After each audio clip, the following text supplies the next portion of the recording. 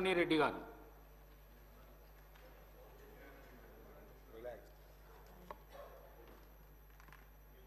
ధన్యవాదాలు అధ్యక్ష. ముందుగా నాకు మాట్లాడడానికి అవకాశం ఇచ్చినందుకు మీకు ధన్యవాదాలు. మా పాలకుర్తి నియోజకవర్గంలోని పెద్దవంగర మండలం 2016లో ఏర్పడింది. అది పేరుకి మండలం అయితే ఏర్పాటు చేసిండ్రు, కానీ అన్ని గవర్నమెంట్ ఆఫీసెస్ అన్నీ కూడా రెంటెడ్ బిల్డింగ్స్లోనే ఉన్నాయి. దీనికి ఒక దాతలు ముందుకొచ్చి స్థలం ఇవ్వడం కూడా జరిగింది. దాంట్లో ఎంఆర్ఓ ఆఫీస్ ఆల్రెడీ ప్రారంభించి 50% పనులు కూడా పూర్తయినాయి. మిగతా 50% పనులు ఏవైతే ఉన్నాయో దానికి 1 కోటి రూపాయలు అయితే ఆ బిల్డింగ్ సంపూర్ణంగా పూర్తవుతుంది. దానికి నిధులు ఇవ్వాలని సంబంధిత మంత్రివర్యులని అడుగుతున్నాం. అట్లనే అదే స్థలంలో ఎంపీడీఓ ఆఫీసు నిర్మించడానికి కూడా ప్లేస్ ఉంది, కాబట్టి దానికి కూడా శాంక్షన్ ఇవ్వాలి, ఆ నిధులు కూడా ఇవ్వాలి. అక్కడ పోలీస్ స్టేషన్కి కూడా స్థలం లేదు. పోలీస్ స్టేషన్ కూడా రెంటెడ్ బిల్డింగ్లోనే ఉంటుంది, కాబట్టి పోలీస్ స్టేషన్కి కూడా స్థలము మరియు నిధులు ఇవ్వాలని కోరుకుంటున్నా ఇన్ఛార్జ్ మినిస్టర్ గారిని, అట్లనే సంబంధిత మంత్రివర్యులని కూడా. ఇంకా మా పాలకుర్తి నియోజకవర్గంలోని పాలకుర్తి మండల్లో బస్ స్టేషన్, ఆ బస్ స్టేషన్ అయితే ఎవరు పట్టించుకున్న నాదుడే లేడు ఇన్ని రోజులు. మొన్న ఒక పెద్ద యాక్సిడెంట్ జరిగింది, బస్సు లారీ 2 కూడా ఢీకొన్నాయి. అయితే అక్కడ ఒక పాలకుర్తి సెంటర్ అని ఉంటుంది, ఆ సెంటర్లోనే బస్ స్టాండ్ అనేది యూజ్ చేయకుండా ప్రయాణికులందరూ కూడా అక్కడనే బస్ ఎక్కుతారు. ఎప్పుడు కూడా ఆ బస్ స్టేషన్ అనేది యూజ్ చేయలేదు. మన ప్రజాప్రభుత్వం అధికారంలోకి వచ్చినాక అక్కడికి వెళ్ళి అదంతా క్లీన్ చేయించి ఇక్కడ లేదు బస్ స్టేషన్ ఇక్కడనే వాడాలి, రోడ్ పైన ఉంటే ప్రమాదాలు జరుగుతాయని చెప్పి అక్కడ దాన్ని ఏదో అట్లా నడిపిస్తున్నాము. కానీ అక్కడ డెవలప్మెంట్ అనేది చాలా అవసరం. అది అసలు కూడా పరిస్థితి బాగాలేదు, శిథిలావస్థలో ఉన్నట్టుగా ఉంది.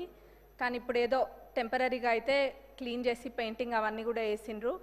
ఆ బస్ స్టేషన్ డెవలప్మెంట్కి నిధులు ఇవ్వాలని ట్రాన్స్పోర్ట్ మినిస్టర్ గారిని, ఇన్ఛార్జ్ మినిస్టర్ గారిని కూడా అడుగుతున్నా.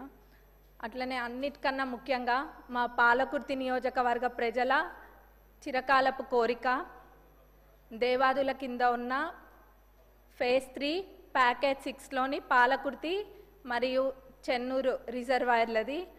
దాని ద్వారా మొత్తము 77,890 ఎకరాలకి సాగునీరు అందియొచ్చు. ఇది ఎంత నిర్లక్ష్యానికి గురైందంటే గతంలో అసలు మొత్తము 20-30% పనులు కూడా 10 ఏళ్లలో ఎప్పుడు కూడా పూర్తి కాలేదు. నేను గతంలో కూడా అడిగితే మన ఇరిగేషన్ మినిస్టర్ గారు సానుకూలంగా స్పందించి రివైజ్డ్ ఎస్టిమేట్ వేపిస్తే మొత్తం ఒక 1015 కోట్ల దాకా రివైజ్డ్ ఎస్టిమేట్ కూడా వచ్చింది. వారు దేవాదులలో ప్రత్యేక శ్రద్ధ చూపిస్తున్నారు మన ఇరిగేషన్ మినిస్టర్ గారు కూడా, ఎందుకంటే తక్కువ దాంతో ఎక్కువ ఆయకట్టుకి నీళ్ళు వస్తాయని చెప్పి. ప్రభుత్వం వచ్చినాక మన ప్రజాప్రభుత్వం అధికారంలోకి వచ్చినాక అదే చేస్తున్నారు. ఎక్కడైనా కానీ తక్కువ ఖర్చుతోటి ఎక్కువ ఆయకట్టు ఎక్కువ వస్తుందో అట్లాంటి ప్రాజెక్టుల పైన దృష్టి పెట్టడం జరిగింది. అందులో మా పాలకుర్తి చెన్నూరు ఇది దేవాదులది కూడా ఉంది. కాబట్టి దీనికి నిధులు కేటాయించాలని మన ఉప ముఖ్యమంత్రి వర్యులని, ముఖ్యమంత్రి గారిని, ఇన్ఛార్జ్ మినిస్టర్ గారిని, ఇరిగేషన్ మినిస్టర్ గారిని కూడా కోరుకుంటున్నాం. ఎందుకంటే ఇది మా ప్రజలు ఎప్పటి నుంచో కోరుకుంటున్నారు, ఎప్పుడు కూడా అది పడవబడే ఉంది. కాబట్టి ఇది చేయడం వల్ల చాలా మటుకు రైతులకి మేలు చేకూరుతుంది మా ప్రాంతంలో. అందులో ఎక్కువ శాతం అంటే 45,000 ఎకరాలు, ఆ 77,000 ఏదైతే ఉందో అందులో 45,000 ఎకరాలు మా నియోజకవర్గానికి సంబంధించి ఉంది, 45,000 ఎకరాలు. అట్లనే తుంగతుర్తిలో 13,277 ఎకరాలు, స్టేషన్ గన్పూర్లో 9,378 ఎకర్స్కి, అట్లనే వర్ధన్నపేటలో 10,180 ఎకరాలకు కూడా దీని ద్వారా సాగునీరు అందుతుంది. ఇది చాలా ఇంపార్టెంట్ ప్రాజెక్ట్ కాబట్టి దీనికి నిధులు కేటాయించాలని కోరుకుంటున్నాను. ధన్యవాదాలు అధ్యక్ష. అధ్యక్ష, తమరి ద్వారా గౌరవ సభ్యురాలు సోదరేమని అడిగినట్లు ఏదైతే అన్కంప్లీటెడ్ ఉందో ఎంఆర్ఓ ఆఫీసు దాన్ని కంప్లీట్ చేస్తూ, అదే రకంగా MPDO office, police station, bus స్టాప్కి సంబంధించిన అంశాలు కూడా అడిగారు. తప్పకుండా వాటిని కూడా పరిశీలించడం జరుగుద్ది.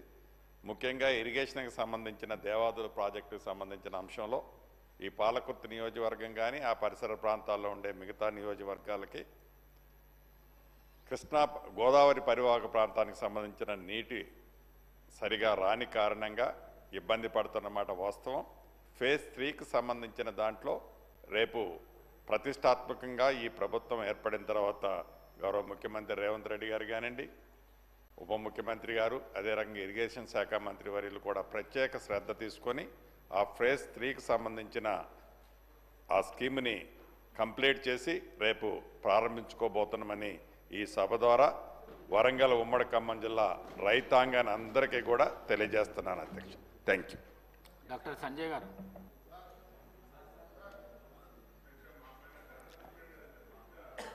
ధన్యవాదాలు అధ్యక్ష. ధన్యవాదాలు అధ్యక్ష.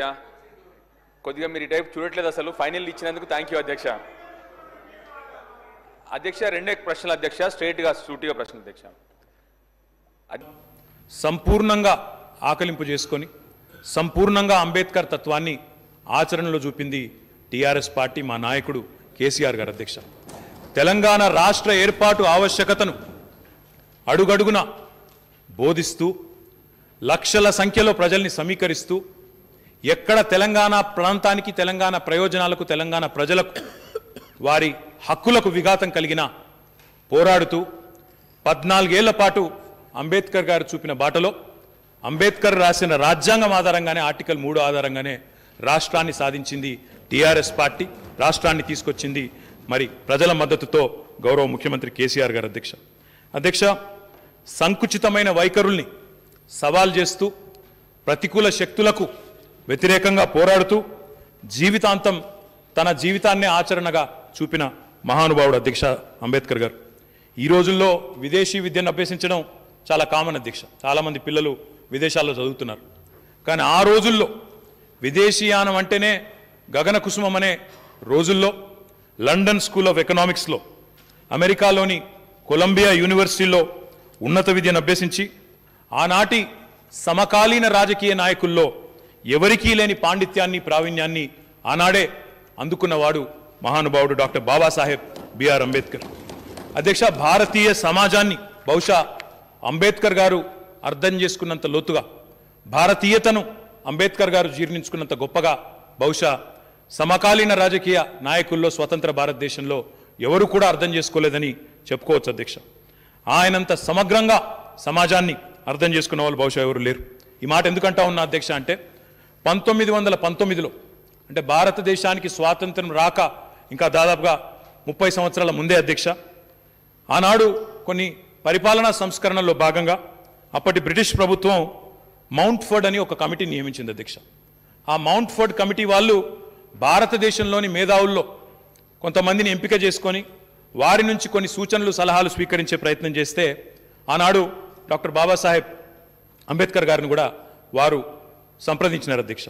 సంప్రదించినప్పుడు ఆనాడు ఆయన మౌంట్ ఫోర్డ్ కమిటీకి చెప్పిన మాట అధ్యక్ష, ఆ ఒక్క మాటలోనే ఆయన తత్వం, ఆయన లోతు, ఆయన సునిశ్చిత పరిశీలన, సమాజం పట్ల ఆయనకున్న అవగాహన ఆ ఒక్క మాటలో చెప్పొచ్చు అధ్యక్ష. ఆయన అన్న ఒకే ఒక్క మాట, మీరు చట్టాలు చేస్తా అంటున్నారు సంతోషం, సంస్కరణలు తెస్తా అంటున్నారు సంతోషం, కానీ చట్టాలు చేసే ముందు, సంస్కరణలు తెచ్చే ముందు భారత సమాజాన్ని అర్థం చేసుకోండి అని చెప్పిన గొప్ప నాయకుడు, మహానుభావుడు డాక్టర్ బాబాసాహెబ్ అంబేద్కర్ అధ్యక్ష. ఆలోచన, అనుభవం, అక్షరం, అధ్యయనం, అన్నింటికి మించి ఆచరణ, ఇవన్నీ ఒకదానికి వెంట ఒకటి నడిస్తే దాని యొక్క ప్రతీక డాక్టర్ అంబేద్కర్ అధ్యక్ష. ఈరోజు భారతదేశం ప్రపంచంలోనే అతిపెద్ద ప్రజాస్వామ్య దేశం అని మనం గొప్పగా చెప్పుకుంటూ ఉంటాం అధ్యక్ష.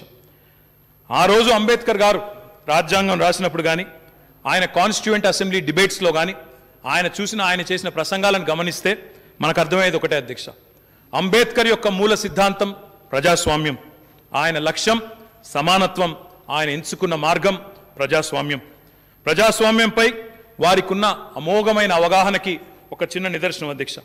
వారు ఒక పుస్తకం రాసినారు, ప్రజాస్వామ్యం, విద్య, డెమోక్రసీ అండ్ ఇట్స్ ఎడ్యుకేషన్ అనే పుస్తకంలో వారు రాసిన మాట. ఆయన అన్న మాట ఏమంటే అధ్యక్ష, ప్రజాస్వామ్యం కేవలం పరిపాలనకు సంబంధించిన వ్యవహారం కాదు, ప్రజల జీవనానికి సంబంధించింది. ప్రజాస్వామ్యం అంటేనే పరస్పర సహకారంతో కూడిన ఒక జీవన విధానం అని గొప్పగా నిర్వచించిన వ్యక్తి డాక్టర్ బాబాసాహెబ్ అధ్యక్ష. ఆయన ఒక మాటలో ఈ సమాజంలో ఉండే అసమానతలు తొలగిపోవాలనే ఉద్దేశంతో ఆయన రాసిన రాజ్యాంగానికి, ఆయన ఎంచుకున్న ఒక శీర్షిక అధ్యక్ష, లిబర్టీ, ఈక్వాలిటీ అండ్ ఫ్రెటర్నిటీ. స్వేచ్ఛ, సమానత్వం, సౌభ్రాతృత్వం విలసిల్లాలి. ఇవి పునాదులుగా భారతదేశం వర్ధిల్లాలి,